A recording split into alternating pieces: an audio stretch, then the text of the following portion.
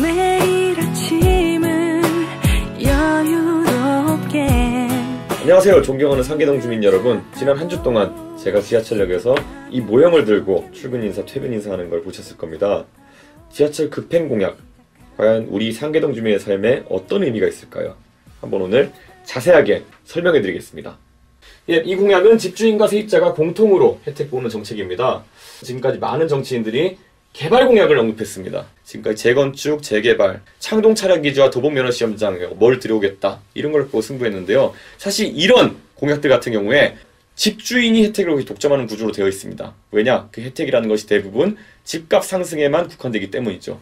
그런데 상계동의 집주인과 세입자 중에서 이제 세입자 비율이 많이 증가했습니다. 그런 경우에 과연 어떻게 하면 집주인과 세입자가 골고루 혜택 보는 정책을 만들 것이냐? 가장 공평하게 나눌 수 있는 것은 교통환경이라고 생각했습니다. 또 급행지하철을 통해 가지고 수송 본담량을 개선하다 보면 이제 동부간선도로와 동일로 같은 간선 교통망 자체가 지금의 혼잡 상태에서 좀 완화가 되게 됩니다.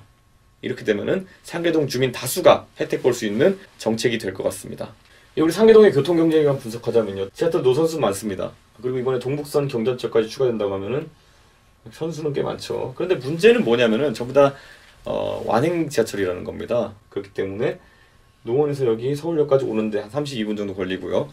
노원에서 노년까지 오는데 한 36분이 걸립니다. 얼핏 보면 별로 안 느린 것 같지만 문제는 다른 지역과의 경쟁력의 차이입니다. 다른 지역에서 예를 들어 가양역에서 신논역까지 진입하는 데는 딱 26분 걸립니다. 우리보다 10분 가까이 빠른 것이죠. 그리고 분당은 경기도인데 분당 정자역에서 강남역까지 17분 만에 주파합니다. 우리보다 20분 가까이 빠른 거죠. 이 세 가지 구간의 거리는 비슷한데 불구하고 우리 노원 구민들이, 상계동 주민들이 가장 느린 지하철을 타고 있는 겁니다.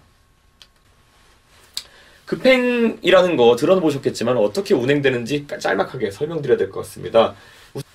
추월급행이라는 건요, 결국 급행 지하철이 앞서가는 지하철을 추월할 수 있는 형태의 급행을 이야기합니다.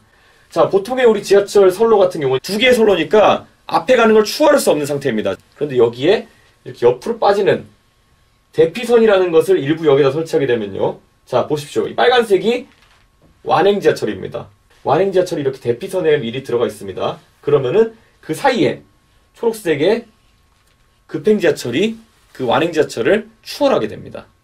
그 다음에 대피선에 숨어있던 완행 지하철이 나와서 통과하게 됩니다. 이게 지금 현재 9호선에서 운행되고 있는 추월급행 방식입니다. 그래서 우리도 이런 대피선 같은 시설을 더 많이 설치할 필요가 있겠죠.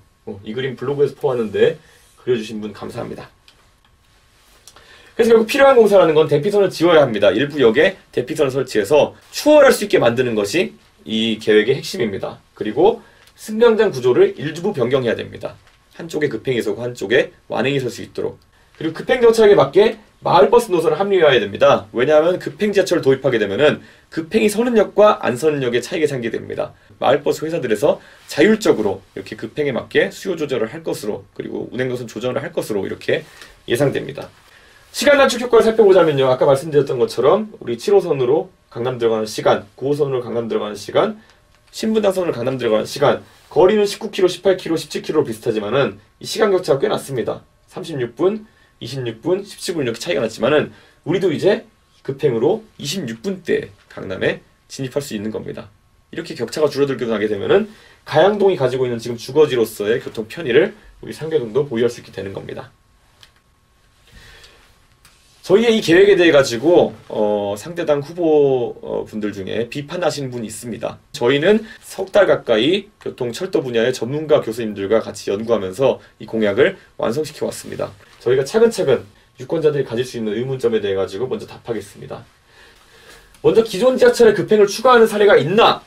9호선은 만들 때부터 급행이었기 때문에 가능한 것이고 추가하는 것은 불가능하다, 이렇게 말씀하는 분도 있습니다.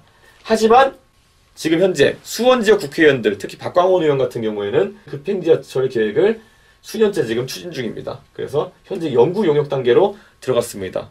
현행 분당선에 대피선을 설치해서 급행을 하자는 방식입니다. 완전 동일한 방식입니다. 그리고 또 서울시에서는 5, 6, 7, 8호선을 운행하는 도시철도공사에서 최근에 3월 달에 발표했습니다. 6호선 급행지하철 관련 연구를 시작하고 또 운행을 조기에 시작하겠다고 얘기했습니다. 6호선도 곧 급행지하철화가 진행될 예정입니다. 그렇다면 우리도 4호선, 7호선에 급행 지하철화를 할 수 있습니다. 공사 중 교통 불편이 생기지 않겠느냐. 비슷하게 급행화를 추진 중인 분당선 같은 경우에도 원래 지금 지하철이 이렇게 2개짜리 터널로 되어 있습니다. 이 확복 구조물이라는 것을 설치해서 틀을 세운 다음에 여기에 다 땅을 파지 않고도 옆에 추가로 확복 구조물을 확보하는 이런 형태의 공사를 이미 분당선 연구 용역에서 진행하고 있습니다. 분당선이 가능하다고 한다면 우리 7호선과 4호선에서도 급행지하철 대피선을 만들어낼 수 있습니다. 그렇기 때문에 현실적으로 가능한 안입니다. 이준석 후보 혼자 할 수 있겠느냐라는 말을 하면서 상당히 우려하시는 분들이 있습니다. 하지만 7호선, 4호선 급행화 같은 경우에 많은 후보들이 공통공약으로 내고 있습니다. 지금 7호선만 예로 들자면요. 자, 우리 노원병이 속한 역들은 수락산 맞은 노원인데요. 바로 밑에 중계 하계 같은 경우 저희 송범식 후보가, 그리고 공릉과 태릉입구 같은 경우에는 우리 이노근 의원이, 그리고 밑에 먹골 중화 상봉 명목까지 우리 중랑구의 후보들이 같이 참여하고 있습니다. 그래서 지난 4월 2일 저희가 노원역에서 이렇게 다 같이 모여가지고 급행지하철 공약 관련해가지고 공통 발표를 하게 되었습니다. 오세훈 시장님도 여기 이 자리에서 즉석으로 보시더니만은 너무 좋은 공약이라 하시면서 증인으로서 이 공약에 참여하시겠다고 하셨습니다. 그렇기 때문에 새누리당의 서울지역 6명의 후보가 공통으로 추진하는 그런 공약이기 때문에 앞으로 국회 내에서 상당한 추진력, 탄력을 받을 것으로 이렇게 예상됩니다. 어느 정도의 시간이 단축될까요? 급행지하철 같은 경우에는 급행전차역을 어디에 선정하느냐, 그리고 대피선을 몇 개 설치하느냐에 따라 가지고 그 효율이 달라집니다. 그런데 7호선 같은 경우에 기존에 대피선 시설이 있는 역들이 몇 개 있습니다. 예를 들어 수락산역, 청담역, 광명사거리역, 온수역 등이 있습니다. 이 역 등을 최대한 활용하면서 거기에 대피선을 한 6개 정도의 단선 대피선을 추가해가지고 급행화를 추진하려고 하고 있습니다. 7호선 같은 경우에는 학자들이 제안하기로는 단선 급행 방식, 출근 시간대 한 방향으로 급행을 추진하고 퇴근 시간대 한 방향을 추진하고 그러면서 그 선로를 공유하는 방식으로도 검토가 되고 있기 때문에 앞으로 이 부분은 연구를 더 진척해서 주민 여러분께 보고하도록 하겠습니다. 그리고 4호선 같은 경우에는 양방향 수호를 고려해가지고 동대문 역사부문까지의 구간에 4개의 복선 대피선을 추가하는 것을 현재 검토하고 있습니다. 이 정도면은 저희가 예상하기로는 충분한 시간 단축이 가능할 것 같습니다. 이 급행지하철 공약이 지금까지 경기도 지역에서 경기도지사 김문수 지사가 언급했던 GTX 공약과 혹시 중복되는 것이 아니냐 이렇게 얘기하는 분도 계십니다. 근데 GTX라는 것은 경원선, 우리 1호선 노선을 같이 공유하는 것으로 해가지고 아마 이 창동 지역을 통과하는 것으로 계획이 확정될 것 같습니다. 그렇기 때문에 우리 노원 지역에, 상계 지역에는 직접적인 영향을 주지 않습니다. 그리고 GTX 같은 경우에는 사실상 정차역이 거의 없고요. 환승이 매우 불편합니다. 대심도 지하철이라고 우리가 하는 것처럼 아주 깊은 지하 40m, 50m에 설치되는 것이 GTX입니다. 우리 지금 노원역 환승만 한다 하더라도 지하 깊은 곳에 있는 7호선과 지상의 4호선 환승하려면 얼마나 힘듭니까? GTX도 환승보다는 경기도에서 사시는 분들이 서울 진입하는데 유리한 그런 구조로 되어 있기 때문에 우리 상계동 주민들 같은 경우에는 우리의 경쟁력을 위해서 또 다른 형태의 교통혁명이 필요합니다. 그것이 바로 급행지하철입니다. 지금까지 급행지하철의 여러 가지에 대해 제가 설명드렸는데요. 어떻게 보셨습니까? 사실 급행지하철이라는 것이 생소한 개념일 수도 있겠고요.